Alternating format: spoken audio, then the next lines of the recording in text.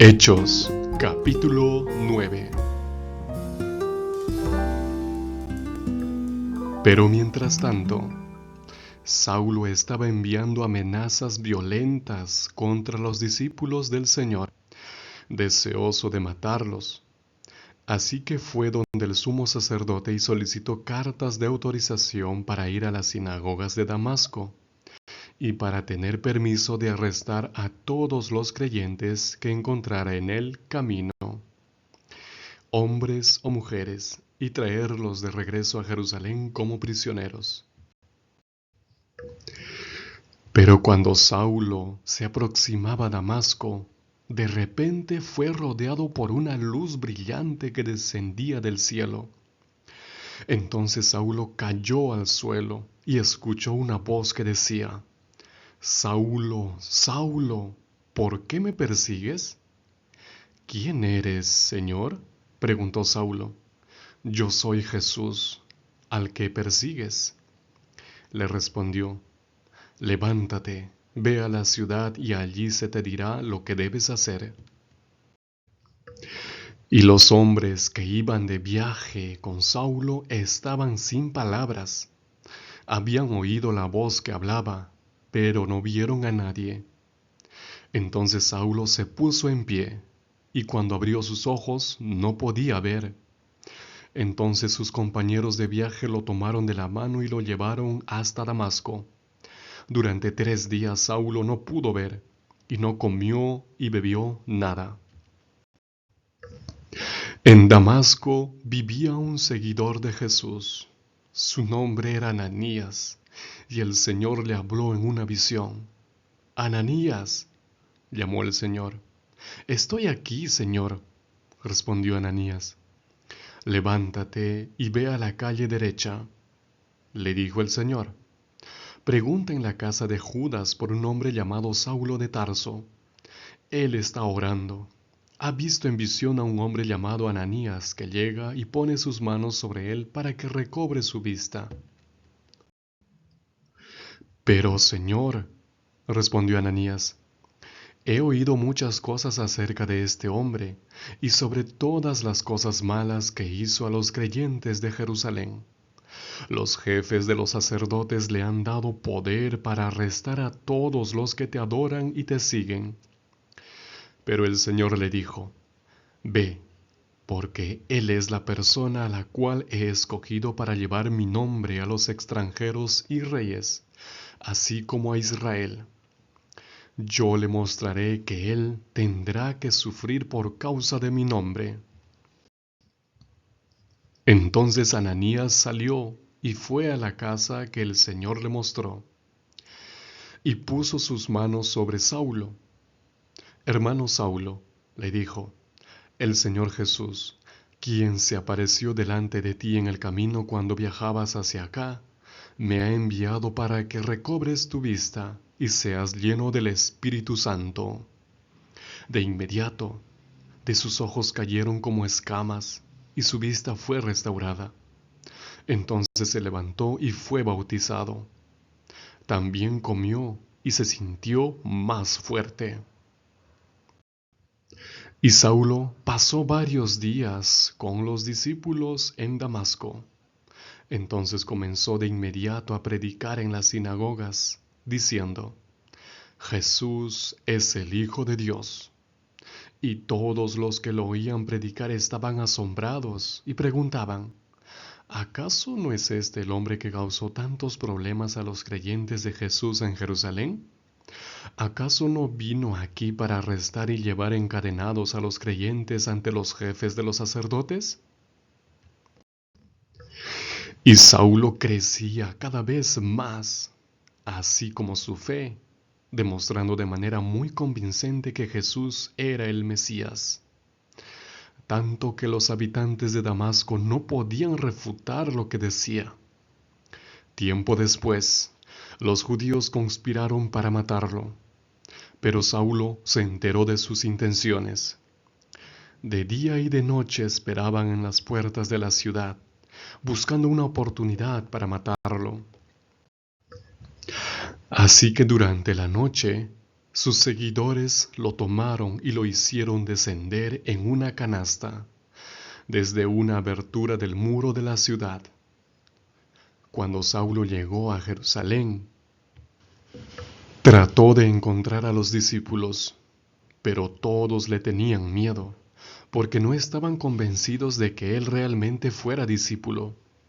Sin embargo, Bernabé lo llevó donde estaban los apóstoles y les explicó cómo Saulo había visto al Señor durante el camino y cómo el Señor le había hablado. Bernabé también explicó cómo Saulo había hablado con vehemencia en nombre del Señor en Damasco. Saulo se quedó con los apóstoles y los acompañó hasta Jerusalén, predicando abiertamente en nombre del Señor. Y Saulo hablaba y debatía con los judíos de habla griega, pero ellos trataron de matarlo. Pero cuando los hermanos supieron acerca de esto, lo llevaron a Cesarea y lo enviaron a Tarso. Durante este tiempo, toda la iglesia en Judea, Galilea y Samaria estuvo en tranquilidad, y la iglesia se fortalecía y aumentaba en número a medida que los creyentes vivían en reverencia para con el Señor, animados por el Espíritu Santo. Pedro andaba de viaje y fue a visitar a los creyentes que vivían en Lida. Allí conoció a un hombre llamado Eneas, quien era paralítico y había quedado confinado a estar en su cama desde hacía 8 años.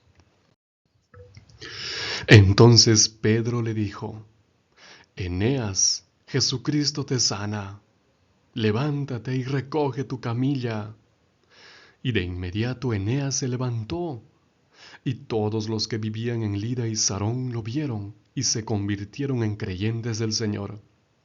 En Jope vivía una seguidora llamada Tabita, Dorcas en griego. Ella siempre hacía el bien y ayudaba a los pobres. Sin embargo, durante esos días ella se enfermó y murió. Y después de lavar su cuerpo, la acostaron en una habitación que estaba en la parte de arriba. Lida estaba cerca a Jope, así que los discípulos que estaban en Jope, al saber que Pedro estaba en Lida, enviaron a 2 hombres con el siguiente mensaje: Por favor, ven acá de inmediato. Así que Pedro se alistó y se fue con ellos, y cuando llegó lo llevaron a la habitación de arriba. Todas las viudas estaban ahí llorando, y le mostraban a Pedro los abrigos y ropas que Dorcas había hecho mientras estuvo con ellas. Entonces Pedro les pidió que salieran de la habitación, y se arrodilló y oró. Entonces dio vuelta al cuerpo de Tabita y dijo: Tabita, levántate. Entonces ella abrió los ojos, y cuando vio a Pedro, se sentó. Luego Pedro la tomó de la mano y la levantó, y entonces llamó a los creyentes y a las viudas, y la presentó viva delante de ellos. Y la noticia se esparció por toda la ciudad de Jope, y muchos creyeron en el Señor.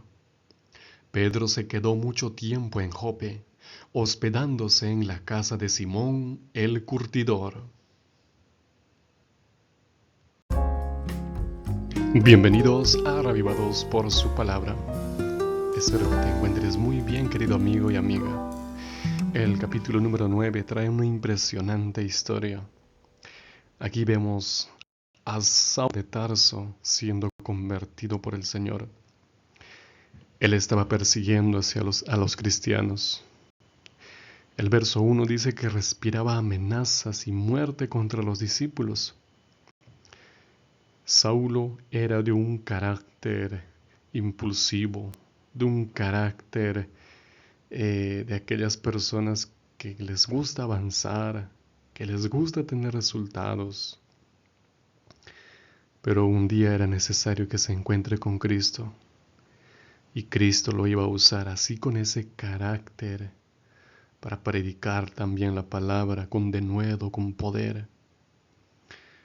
La Biblia dice que él estaba yendo hacia Damasco, yendo a perseguir, a arrestar a los cristianos, y repentinamente oyó una voz que le decía, porque lo rodeó un resplandor de luz del cielo. Probablemente estuvo yendo en un caballo, aunque la Biblia no menciona, pero es muy probable porque la tradición menciona ello. Y le dijo, Saulo, Saulo, ¿por qué me persigues? Saulo se encontró con Cristo. Necesitamos encontrarnos con Cristo personalmente en algún momento de nuestra vida.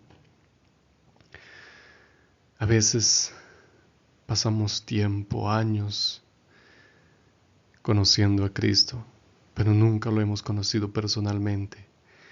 Tienes que asegurarte de que has sido convertido por Cristo. Tienes que asegurarte de que te encontraste con Él de manera personal, así como Saulo de Tarso, camino de Damasco, así como Jonás cuando estuvo en la barriga del gran pez, así como Jacob que luchó toda aquella noche con aquel ángel. Debes encontrarte con Cristo, debes tener la seguridad de que Él existe, de que Él dirige tu vida, de que Él está junto a ti, de que Él no está lejos allí en el cielo, sino que está a tu lado, que va contigo, así como se encontró Saulo. Toda afrenta al Evangelio es contra Cristo. Cristo le dijo, yo soy a quien tú persigues. Saulo no estaba persiguiendo a los cristianos, no estaba persiguiendo a la iglesia, estaba persiguiendo a Cristo.